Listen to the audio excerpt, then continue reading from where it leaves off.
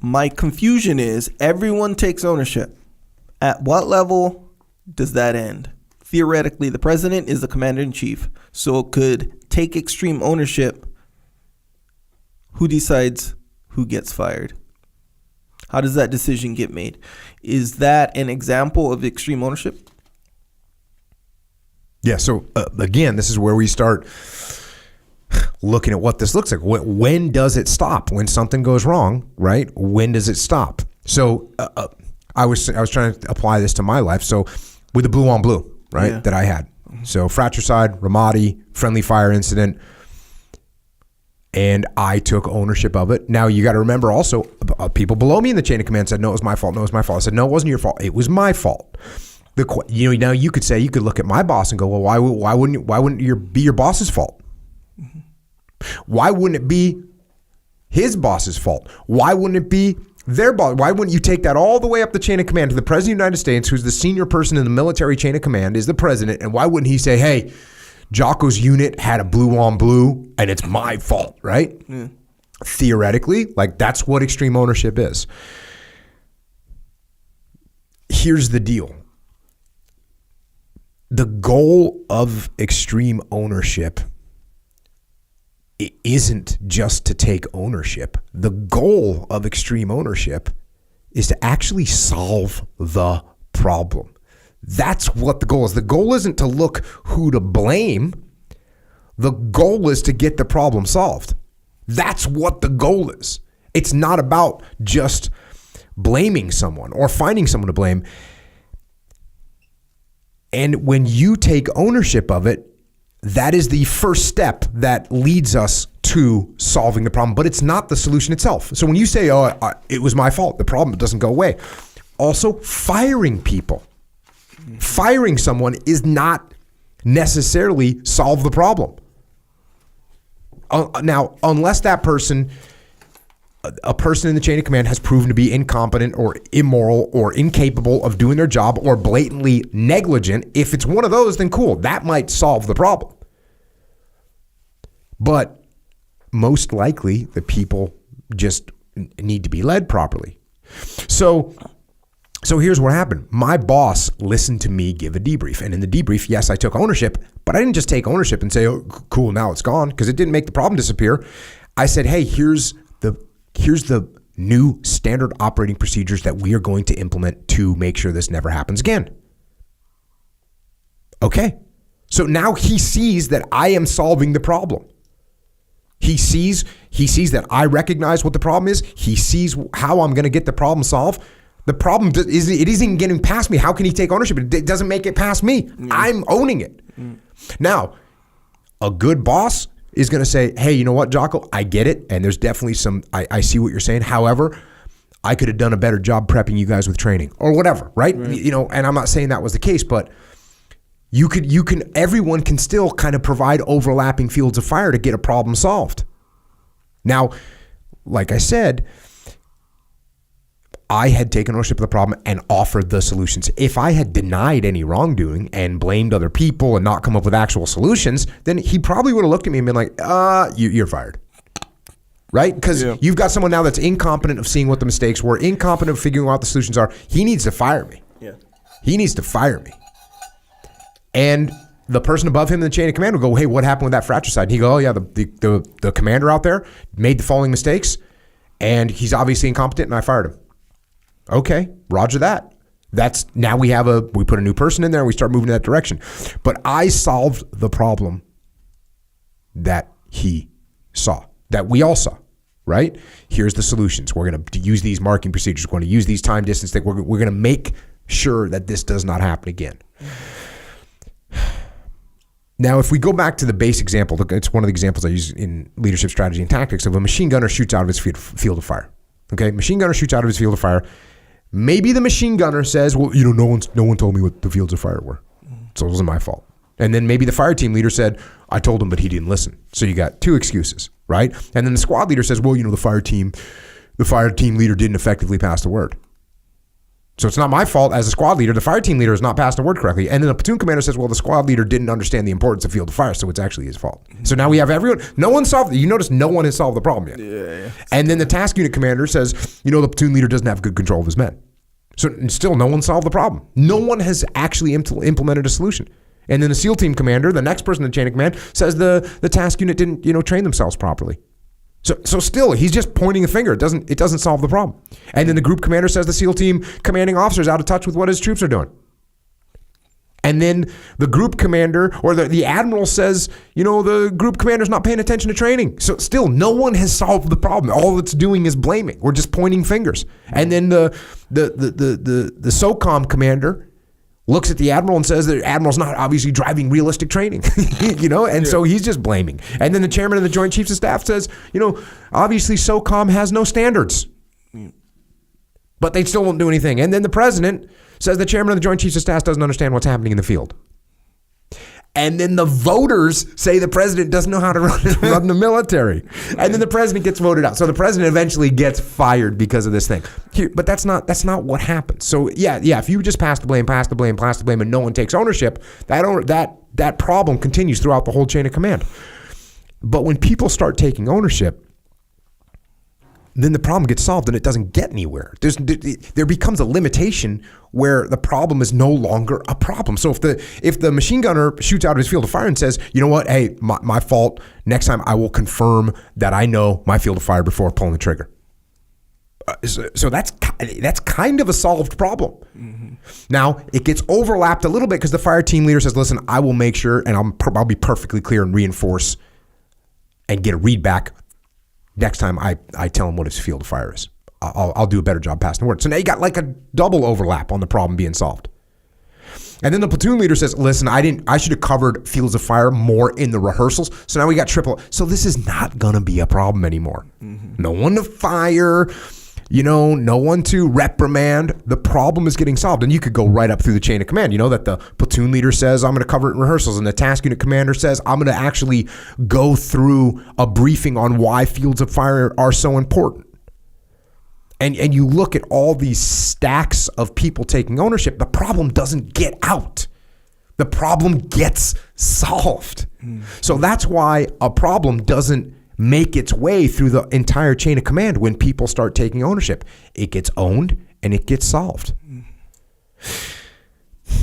Now, if I got a bunch of people that are blaming each other, then maybe someone has to get fired. And one of the platoons that I was putting through training had a bad assistant platoon commander. And he caused the platoon to fail multiple training scenarios. And so every time that little assistant platoon commander would get put in charge of an element, he would make bad decisions and screw things up. And now whose fault is that? Okay, so the assistant platoon commander, he's causing the problem, but his boss, mm-hmm. I'm barely even talking to the assistant platoon. Sure, I'm telling him, hey, tactically you did this wrong, tactically you did that wrong. Mm-hmm. But I'm talking to the platoon commander going, hey, is this guy capable? Mm-hmm. Because he keeps making your whole platoon fail. Now, eventually, the platoon commander has to own that. Mm-hmm. And the platoon commander who has tried to coach, tried to mentor, tried to give the guy tactical instruction, and he's still not capable, then guess what? The platoon commander takes ownership and says, you know what? You're fired. So he took ownership of that problem. Mm-hmm. Now, does the task unit commander need to fire the platoon commander? Because not really, because there's no more problem. The problem's gone. And he goes, okay, I get it. You had to fire that guy. Mm-hmm. So when you take ownership of a problem, maybe it gets another layer up, maybe 2 layers up, but it doesn't just, a problem doesn't just continue forever. Now you can have serious problems where it just continues. I mean, look at Watergate, right? There was a break-in, the trust was lost, and all of a sudden that problem went all the way up through the chain of command, mm-hmm. and the president resigns. So if it's bad enough and no one takes ownership, if one of those guys, and I'd have to go into the details of Watergate, but sometimes you see this where someone in the chain of command goes, this was all on me. And then usually people go, wait a second, are you sure? Are you sure your boss didn't know about this? Are you sure that his boss didn't know about it? And that's kind of from what I remember about Watergate, it was, first you got guys going, it was just us. We were acting alone. And then all of a sudden they figure out, no, actually the president knew exactly what was happening, and therefore he's gonna get punished for it. Yeah. So again, I think the important thing here is taking ownership is not about figuring out who you should blame or who you should fire. Now, it's, even in extreme ownership, I'm talking through that problem in my own head. On the blue on blue, I'm saying, like, I'm trying to figure out who to blame. And I realize that there's one person to blame. It's me. Once I do that, then it's not about like, okay, now I'm going to blame myself and now we're good. No, it's how do I solve the problem so we can win? That's what ownership is.